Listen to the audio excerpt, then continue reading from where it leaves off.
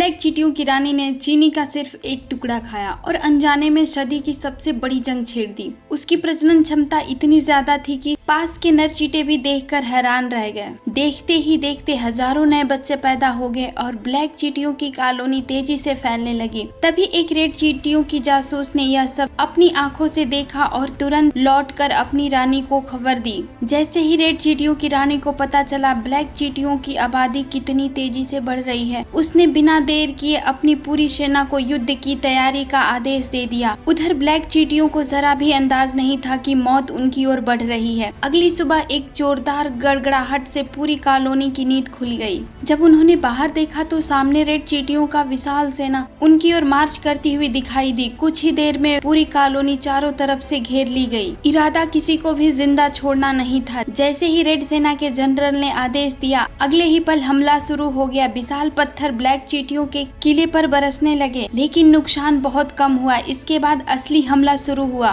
सैकड़ों टूथपिक तीरों की तरह आसमान से बरसने लगे। यह देख ब्लैक चींटियों के मार्शल ने तुरंत पलटवार का आदेश दिया। सैनिकों ने कॉटन स्वैप के डिब्बों को निकालकर दीवारों तक धकेला और उन्होंने दुश्मन सेना के ऊपर गिरा दिया। फिर उन्होंने अपने गुप्त हथियार निकाले, ऊपर से इफरवेंज टैबलेट्स गिरा दी, जिन्होंने बड़ी संख्या में रेड चींटियों को कुचल दिया। लेकिन दुश्मन पीछे हटने को तैयार नहीं था। कुछ ही देर बाद उन्होंने एक भारी लोहे की गेंद सीधे किले के बीचों बीच दाग दी। किले की दीवार ढह गई और पूरी कॉलोनी में अफरा तफरी मच गई। ब्लैक चींटियों के मार्शल ने तुरंत अपनी रानी से आदेश लेकर सैनिकों को एक माचिस का डिब्बा घसीटकर बाहर लाने को कहा। उसके अंदर उनका सबसे बड़ा आविष्कार रखा था, एक पटाखा रॉकेट। उसकी विनाशकारी ताकत बेहद भयंकर थी। अगर रेड चींटियों को पहले से पता होता कि ऐसा हथियार मौजूद है तो शायद वे कभी हमला करने की हिम्मत ही नहीं करते। लेकिन एक बड़ी समस्या थी, ब्लैक चींटियों के पास माचिस का सिर्फ एक ही तिल्ली था।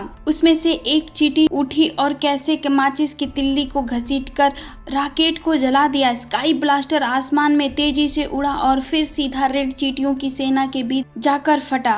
भीषण विस्फोट ने उनकी अधिकांश सेना का सफाया कर दिया। इतनी भारी तबाही के बावजूद रेड चींटियों के जनरल ने अपने बचे हुए सैनिकों को हमला जारी रखने का आदेश दिया। लगातार होते हमलों के सामने ब्लैक चींटियां धीरे धीरे पीछे हटने लगी और पूरी कॉलोनी फिर से उदास हो गई। तभी उसमें से एक चींटी को याद आया कि पहाड़ के नीचे झरनों के पास माचिस का एक डिब्बा रखा हुआ है, लेकिन मुश्किल था उसके यहाँ पहुँचना। फिर सारी ब्लैक चींटियों ने मिलकर एक नोट का हवाई जहाज बनाया और उस पे एक चींटी को बैठा दिया और उसको हवा में उड़ा दिया ताकि वो झरने के पास से वो माचिस का डिब्बा ला सके। उस चींटी ने बड़ी कुशलता से अपनी उड़ान जारी रखी। जैसे ही कागज का हवाई जहाज नीचे उतरने लगा, उसने अपने पंख फैलाए और अकेले ही आगे उड़ गई। उधर कॉलोनी में खड़ी ब्लैक चींटियां उसे दूर से जाते हुए देख रही थी, उम्मीद की आशा लिए हुए।